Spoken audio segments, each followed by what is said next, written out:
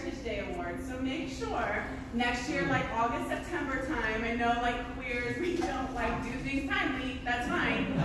But nominate people. That's the only reason I'm up here twice, because I had the distinct pleasure of submitting some names and begging Matthew Graves to say, oh, I missed that. I don't think I got that email. It was definitely, I definitely got the email. So anyway. Someone else understands the back okay. I'm also really transparent, I own my mistakes. Okay. So the reason I'm here is because we have another award, the Activism and Advocacy Award, one way or another, Advocacy and Activism. The first time I met you, Ken Schneck, was walking up these stairs when we opened up the LGBT Center, when we came up and out, right? And I passed you and you were just so lovely and welcoming, and I was still so new. I was still so new in my role as executive director, and you just really paved the way for me to feel like I had a place here to do this work.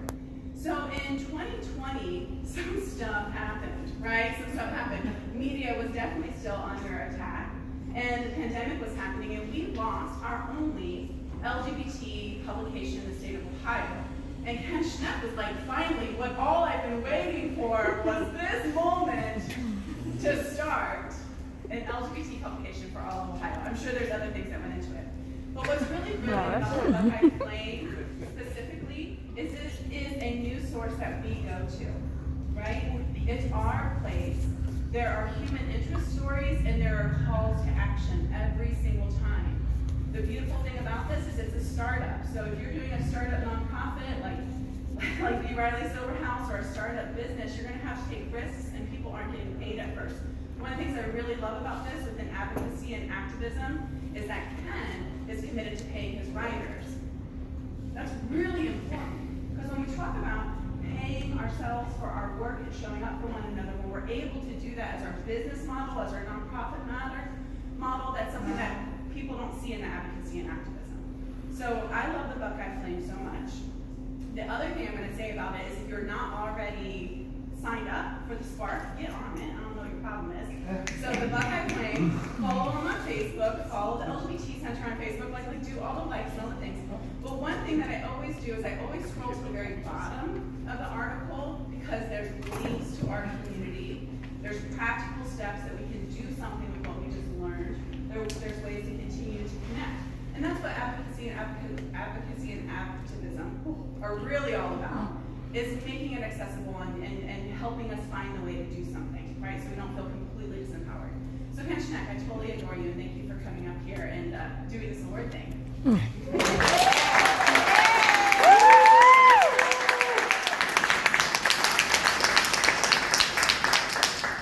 Thank you, Amanda. Thank you. Love you, Ken. I first would like to thank the most important people in my life, and that's Table 9. Table 9 really came together to find me a pen. And it was a display of community that was both aspirational and inspirational for the entire LGBT community. Thank you, Table 9. I moved to Cleveland in 2013 with a cat and an air mattress. I did not know anyone at all, and my belongings did not arrive for 2 weeks. It took me 2 days and 3 air mattresses to realize I should get my cat some toys. It wasn't my job that allowed me to meet people. It wasn't my screwball randomness personality that allowed me to meet people. It was my pen that allowed me to meet people.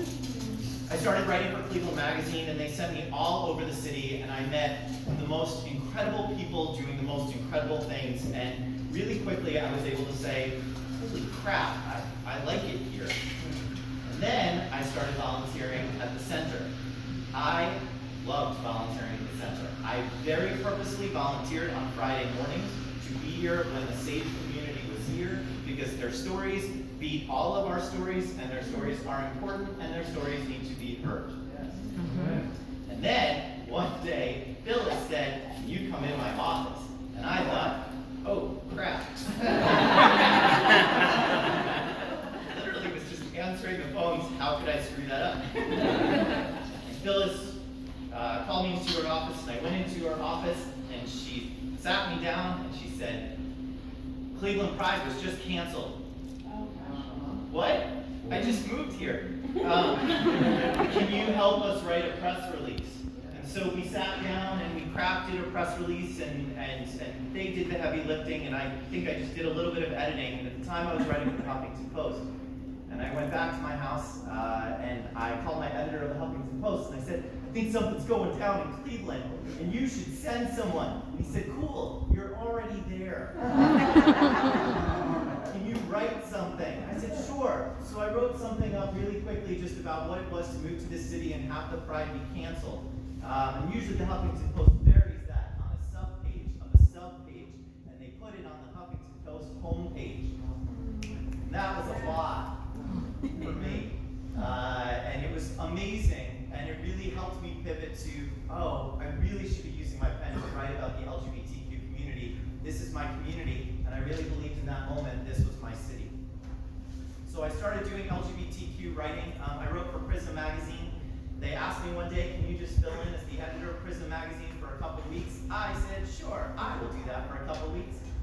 A year later, I was still the editor of Prism magazine. And then I got the call on, I think I can actually do it correctly, it was Friday, March 23rd of 2020, and I was told we would be shutting down immediately.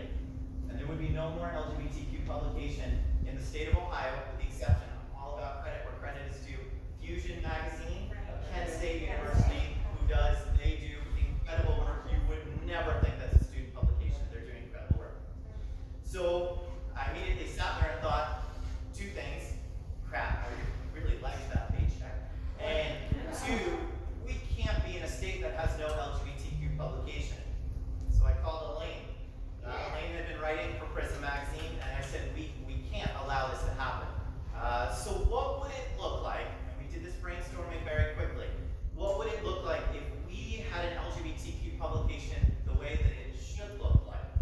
What would it look like if we centered the voices that need to be centered?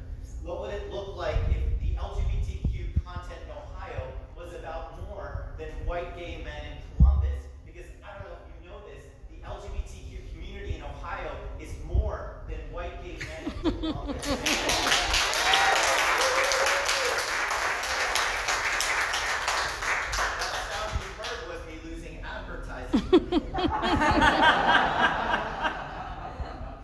And what would it look like if we actually used our words to ignite action? And just like that, the Buckeye Flame was born. We put together the most incredible board. Yes. With just the most incredible people. I actually love the fact that I get hardcore imposter syndrome still before every single board meeting, because that's how passionate and dedicated these folks are to providing words that make a difference. And we were off and running. The Buckeye Flame is the most important thing I have ever done in my life, unless my mom calls you, in which case it was my bar mitzvah. The stories are important, the writers are important, and the LGBTQ content is important. That I get to spend my time amplifying the voices of individuals in Ohio, LGBTQ individuals in Ohio, who are using their voices to make a difference is without question the biggest award I have ever received, and that you all are recognizing me for being a part of the Buckeye Flame is just icing on the cake. So I thank you all for being